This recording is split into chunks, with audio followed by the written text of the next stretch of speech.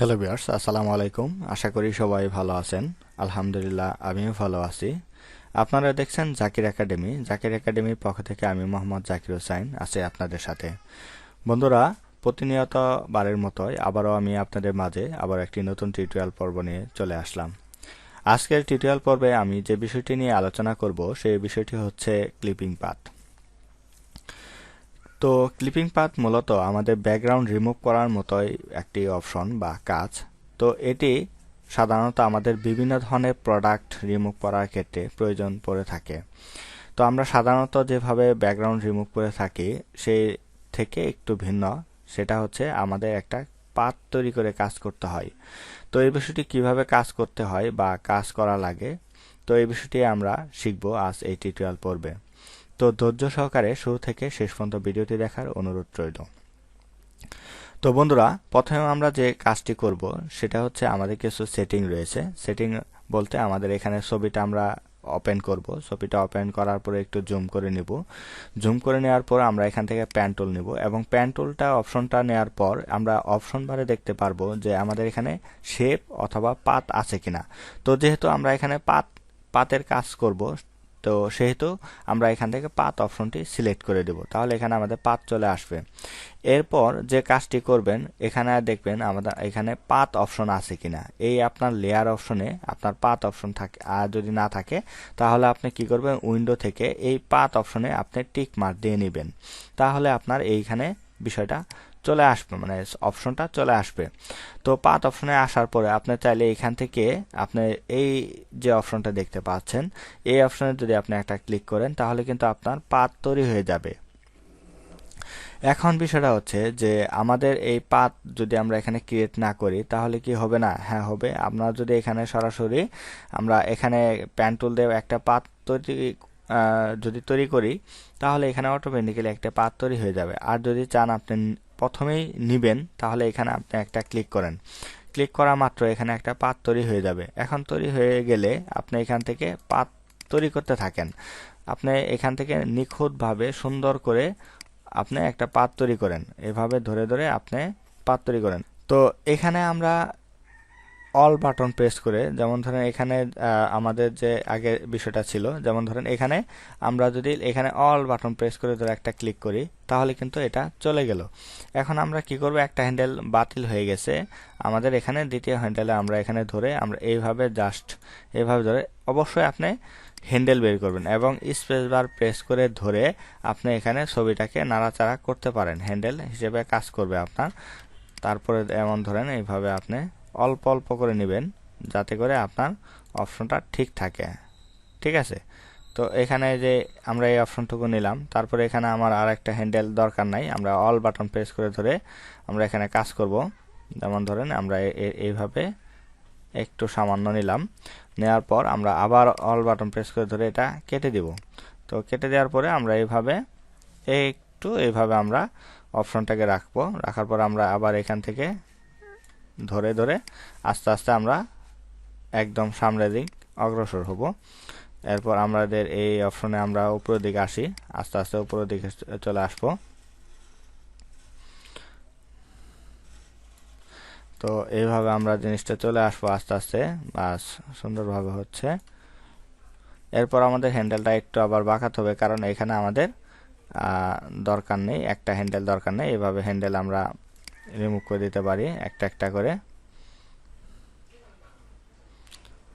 বাস ওকে, এখান থেকে আমরা হ্যান্ডেল একটা রিমুভ করে দিব।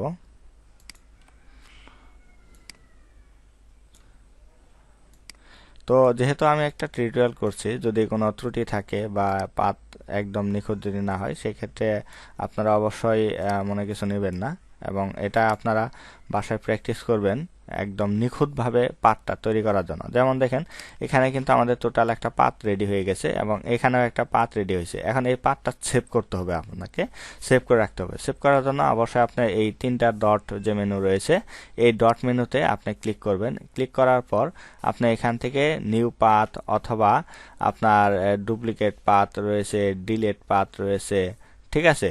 তো আপনি চাইলে এখানে নিউ পাথ নিতে পারেন, অথবা আপনি যদি চান যে পাথটা আপনি সেভ করে রাখতে চান তাহলে কিন্তু এখানে আপনার পাথটা সেভ করতে পারেন। এখানে রাইট বাটন প্রেস করে ধরে আপনি একটা ডুপ্লিকেট পাথ করেন অথবা পাথটা ডিলিট করে দিতে পারবেন, অথবা এখানে নিউ আরেকটা পাথ নিয়ে আপনি এই পাথটা কি করেন সেভ করে দেন। যেমন এখানে নিউ পাথ আরেকটা আছে এবং এই পাথটা আপনার কি আছে, যেহেতু আমরা এখান থেকে ক্রিয়েট করছি তাহলে এটা অটোমেটিক্যালি সেভ হয়ে থাকবে।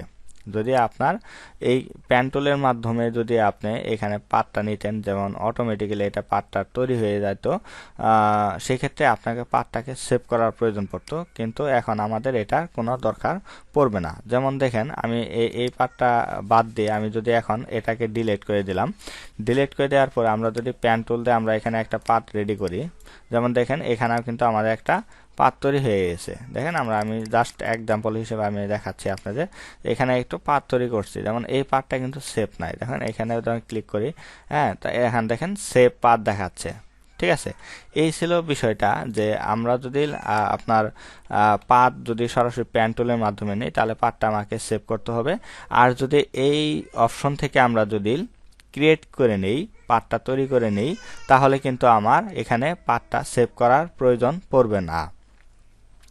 আর এই পাথের মূলত কাজটা কি? এই পাথের মূলত কাজটা হচ্ছে যে আপনার মূলত কাজ হচ্ছে আমাদের এখান থেকে যে ছবিটা রয়েছে, এই ছবিটা যদি আমরা এখন একটা সেভ করি, তাহলে দেখেন আমাদের যে পূর্বের ছবিটা এবং এখন বর্তমান ছবিটার পার্থক্য কোথায়, এই জিনিসটা আমরা শিখব। তো এটা হচ্ছে আমাদের সিম্পল একটা পাথের কাজ, কিন্তু আরেকটা পাথ রয়েছে যেটা হচ্ছে মাল্টিপল অপশন নিয়ে কাজ করতে হয়, অংশ অংশ করে নিয়ে কাজ করার প্রয়োজন পড়তে পারে। এখন পাথ আপনাকে বিভিন্নভাবে করার প্রয়োজন পড়তে পারে।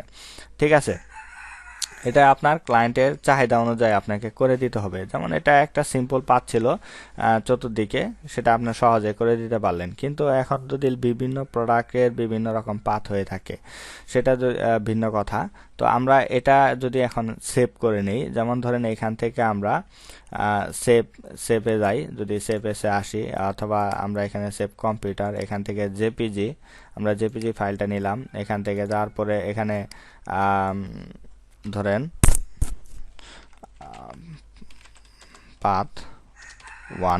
পাথ ওয়ান দেওয়ার পরে আমরা এখান থেকে সেভ করলাম ডেস্কটপে, সেভ করার পরে বাস আমরা এখানে ওকে দিলাম। ওকে দেওয়ার পর দেখেন এখানে আমাদের কিন্তু পাথ একটা ফটো চলে আসছে। ঠিক আছে, এই যে পাথ ফটো চলে আসছে, এবং আমাদের আগের যে ছবিটা রয়েছে সেটা হচ্ছে ছবি 1। এখন এই ছবি আর এই যে আমরা যে এই পাথের ছবিটা আছে, এটা যদি আমরা এখন ধরেন আমরা একটা ক্লোজ করলাম, এটা ক্লোজ করে দিলাম, এখন আমরা একটা ছবি ওপেন করি, যেমন দুইটা ছবি আমরা ওপেন করব, যেমন ধরেন দুইটা ছবি আমরা ওপেন করলাম। এখন দেখেন এটা জেপিজি রয়েছে এই ছবিটা, এবং এটা কিন্তু পাথ রয়েছে, এটা পাথ করা আছে। এখন দেখেন এখানে আসার পরে আপনি এই পাথ অপশন আসেন, দেখেন কোনো পাথ আছে? কোনো পাথ নাই। ঠিক আছে, এটা আপনি চাইলে সিলেকশন করতে পারবেন না, কিন্তু এই ছবিটা যখন আসবো তখন দেখেন এখানে পাথ অপশনে আমাদের এখানে পাথ তৈরি করা আছে। এখন যদি আমরা কিবোর্ড থেকে অল্টার বাটন প্রেস করে ধরে এখানে একটা ক্লিক করি, দেখেন অটোমেটিক্যালি সুন্দরভাবে আমাদের সিলেকশন হয়ে গেছে। ঠিক আছে, যেটার মাধ্যমে আমরা খুব সহজেই কিন্তু ব্যাকগ্রাউন্ডটা রিমুভ করে ফেলতে পারবো যদি পাথ করা থাকে। এটাই হচ্ছে আপনার মূলত পাথের পার্থক্য, পাথ ছাড়া এবং পাথ করার পার্থক্য হচ্ছে এটাই। এবং শুধু তাই না, এখানে যদি আমরা পাথে একটা ক্লিক করি, দেখেন এখানে পাথ কিন্তু চলে আসে, কন্ট্রোল ডি দিয়ে ডিসিলেক্ট করে দেখুন আমাদের এই পাথটা কিন্তু তৈরি করা ছিল। দেখছেন খুব নিখুঁতভাবে পাথ তৈরি করা ছিল, এবং পাথটাও আমরা দেখতে পারতাছি। এবং লেয়ার আসেন, এখানে লেয়ার যা আছে তাই থাকবে, কোনো সমস্যা নাই। আবার যদি আমরা পাথে আসি, পাথ আসার পরে কিবোর্ড থেকে অল্টার বাটন প্রেস করে কন্ট্রোল বাটন প্রেস করে আমরা একটা ক্লিক করি, তাহলে এই পাথটাই হয়ে যাবে কি সিলেকশন। এখন আমরা চাইলে কি করতে পারবো, ব্যাকগ্রাউন্ড রিমুভ করতে পারবো। যেমন ধরেন ব্যাকগ্রাউন্ড রিমুভ করার ক্ষেত্রে এখন এটা কি করতে হবে আমাদের, যদি আমরা এখন মার্কস করি, যে এখানে যদি আমাদের মার্কস অপশনটা আছে, মার্কস অপশনে যদি আমরা একটা ক্লিক করি, অ্যাড লেয়ার মার্কস, এই অপশনে যদি ক্লিক করি, দেখেন পিছনের ব্যাকগ্রাউন্ডটা চলে গেছে, কিন্তু চলে যাক, কিন্তু দেখেন এখানে একটা স্মুথ ভাব চলে আসে নাই, স্মুথ ভাবটা একটু কম। তো সেক্ষেত্রে আপনি কি করবেন, সেক্ষেত্রে আপনাকে অবশ্যই যে বিষয়টি কাজ করতে হবে সেটা হচ্ছে, যেমন ধরেন আপনাকে পেন টুল ধরে রাখা অবস্থায় আপনি রাইট বাটন প্রেস করে ধরে আপনি এখান থেকে কি করবেন, ফেদার দিবেন। ফেদার এখানে আসেন, আপনি সিলেকশন আসেন, সিলেকশন টুলটা ধরে আপনি এখানে কিছুটা ফেদার দেন। এই যে ফেদার অপশন, এই ফেদার অপশন দিয়ে আপনি এখানে 5 দেওয়া আছে, আপনি এখানে 1.5 দেন। 1.5 দিয়ে আপনি এখানে ক্লিক করেন। ক্লিক করার পর আপনি এখান থেকে লেয়ার মার্কস আসেন, লেয়ার মার্কস থেকে আপনি লেয়ার মার্কস অপশনে ক্লিক করেন। দেখেন এখন কিন্তু একটু বেশি হয়ে গেছে, 1.5 বেশি হয়ে গেছে। চাইলে আপনি একটু কম বেশি করতে পারবেন। হ্যাঁ, আপনি কন্ট্রোল জেড প্রেস করে ব্যাগে গিয়ে আপনি এটা কম বেশি করে নিতে পারবেন, কোনো সমস্যা নাই। তো এরপরেও কিন্তু সমস্যা নাই আশা করি। একদম নিখুঁতভাবে সুন্দরভাবে কিন্তু আমরা ক্লিপিং পাথ করতে পারছি। তো বন্ধুরা, এইভাবেই সাধারণত ক্লিপিং পাথগুলো করা হয়ে থাকে। আরেকটা বিষয় হচ্ছে, যদি আমাদের এরকম মাল্টিপল যদি ক্লিপিং পাথ থাকে, যেমন ধরেন এই অংশ একটা ক্লিপিং পাথ, এই অংশ ক্লিপিং পাথ, এই অংশ ক্লিপিং পাথ, তো সাধারণত সবগুলো কাজ একরকমই, কিন্তু আপনাকে ক্লিপিং পাথ করার সময় একটা জিনিস খেয়াল রাখতে হবে। যেমন ধরেন আপনার এখানে আমরা সরাসরি পেন টুল নিয়ে আমরা ক্লিপিং পাথ করি। যেমন ধরেন এইখান থেকে আমরা কিছু অংশ করে দেখাই আপনাদের। যেমন ধরেন আপনার এই অংশটুকু আমরা যদি ক্লিপিং পাথ করি, এই অংশটুকু ধরলাম আমরা এখানে ধরে, আর জাস্ট এইভাবে ধরে আমি একটু দ্রুত করার চেষ্টা করছি। অবশ্যই আপনারা একটু আস্তে ধীরে কাজটা করবেন, এবং শেখা অবস্থায় আপনার এত ফাস্ট করা যাবে না। আর আরেকটা জিনিস মাথায় রাখবেন, অবশ্যই আপনারা কিন্তু কিবোর্ড থেকে অল্ট কন্ট্রোল বাটন প্রেস করে ধরে এই জিনিসটা আপনি নাড়াচাড়া করতে পারবেন। যদি এদিক সেদিক কোনো ভুল হয়ে যায়, তাহলে সেটা আপনি এইভাবে ঠিক করে নিতে পারবেন। যেমন এখানে কিন্তু আমার সমস্যা হয়েছে, আমরা কিবোর্ড থেকে অল্ট বাটন প্রেস করে ধরে আমরা এই হ্যান্ডেলটা একটু উঠাই দিলাম, আবার এটা একটু আমরা চাইলে কমাই দিতে পারবো, কোনো সমস্যা আমাদের হবে না। তো এখানে আবার যাব, এখান থেকে আবার আমরা এই অপশনে আসবো। অপশনে আসার পরে আমরা আবার এখানে ক্লিক করব। দেখেন, ক্লিক করার পরে আমরা এখানে কিন্তু ক্লিপিং পাথ হয়ে গেছে। যেমন এই যে একটা ক্লিপিং পাথ তৈরি হয়ে গেছে। আবার আপনি কি করতে হবে, এই অপশনটাকে ক্লিপিং পাথ করতে হবে, এই অপশনটাকে ক্লিপিং পাথ করতে হবে। আপনার এভাবে ধরে ধরে নিখুঁত করে, একদম নিখুঁত করে কাজ করতে হবে। অবশ্যই এত তাড়াহুড়া করা যাবে না।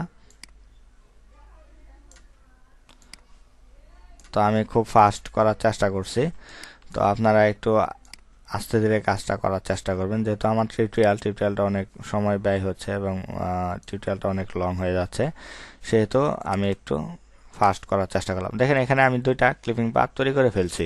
তাহলে দেখেন এখানে ক্লিপিং পাথ তৈরি হচ্ছে। আপনি চাইলে আলাদা আলাদা করতে পারবেন, কোনো সমস্যা নাই। যেমন ধরেন আলাদাভাবে কিভাবে করবেন, যেমন ধরেন এই চেয়ারের অংশটুকু, এই যে এই অংশটুকু আপনাকে ক্লিপিং পাথ করতে বললো, অথবা আপনার হ্যান্ডেলটুকু ক্লিপিং পাথ করতে বললো মাল্টিপল করে, তাহলে আপনি এখান থেকে ধরে এই অংশ ধরে আপনি এই অংশ ধরে আলাদা করে ক্লিপিং পাথটা করে নিতে পারেন। যেমন এখানে আমাদের ক্লিপিং পাথ যদি নিউ ক্লিপিং পাথ যাওয়ার পর আমরা এখান থেকে এই অংশটুকু, যেমন ধরেন আমি একটা জাস্ট এক্সাম্পল দেখানোর চেষ্টা করলাম, যে এই অংশটুকু আমার আলাদা করে করতে বললো, যে এই অংশটুকু ক্লিপিং পাথ হবে আলাদা। ঠিক আছে, সেটা হচ্ছে আপনার ভিন্নভাবে সে কালার করতে পারে। যেমন ধরেন আপনার এখানে অল্ট বাটন প্রেস করে আমরা সিলেকশন করে ধরে আমরা এখান থেকে যদি একটা কালার আমরা এখানে চুজ করি, যেমন এখান থেকে একটা কালার আমরা নেই, কালার নেওয়ার পরে কিবোর্ড থেকে অল্ট বাটন ব্যাক প্রেস করে আমরা এখানে যদি কালারটা অ্যাড করে দিতে চাই, সে অ্যাড করে দিতে পারে, বা বিভিন্নভাবে কালারটা সেট করে দেওয়ার জন্য সে আলাদা আলাদা ক্লিপিং পাথ করার প্রয়োজন পড়তে পারে। সেটা আপনার ক্লায়েন্টের উপরে নির্ভর করবে, সে কিভাবে আপনাকে কাজটা করতে বলে সেভাবে আপনি কাজটা করে দিবেন। কিন্তু কাজের প্রক্রিয়া বা ধরন একই, সব ধরনের কাজ একই। আপনি সেটিং বা আপনার যে নিয়মগুলো আমি শেখানোর চেষ্টা করলাম, সেই নিয়মগুলো অবশ্যই মাথায় রাখবেন, এবং সেই নিয়ম মোতাবেক আপনি কাজ করে দিলে কোনো সমস্যা আশা করি হবে না। আর পাথ যখন করবেন খুব আস্তে ধীরে এবং নিখুঁত করে কাজ করার চেষ্টা করবেন, সেটা আস্তে আস্তে আপনার স্পিডটা চলে আসবে। যখন কাজ করবেন, কাজ করতে করতে আপনার স্পিডটা চলে আসবে, এবং পেন টুলের ব্যবহারটা আপনি সুন্দরভাবে আপনার শেখাও হয়ে যাবে যদি কোনো সমস্যা থাকে। তো বন্ধুরা, আমি আশা করি আপনাদের মাঝে বিষয়টি ভালোভাবে বোঝানোর চেষ্টা করেছি। অবশ্যই আপনারা ভালোভাবে বুঝতে পারছেন। যদি ভিডিওটি ভালো লেগে থাকে তাহলে অবশ্যই ভিডিওতে একটি লাইক কমেন্ট করতে ভুলবেন না, এবং এই ধরনের সকল নিত্য নতুন ভিডিও পেতে আমাদের চ্যানেলটি অবশ্যই সাবস্ক্রাইব করে রাখুন এবং পাশে থাকা বেল আইকনটি বাজিয়ে দিন। আজকের টিউটোরিয়াল পর্বে এতটুকু ছিল এবং আগামী পর্বে আবারও আপনাদের মাঝে নতুন কোনো বিষয় নিয়ে আমি হাজির হব। সেই পর্যন্ত সবাই ভালো থাকুন, সুস্থ থাকুন। আল্লাহ হাফেজ।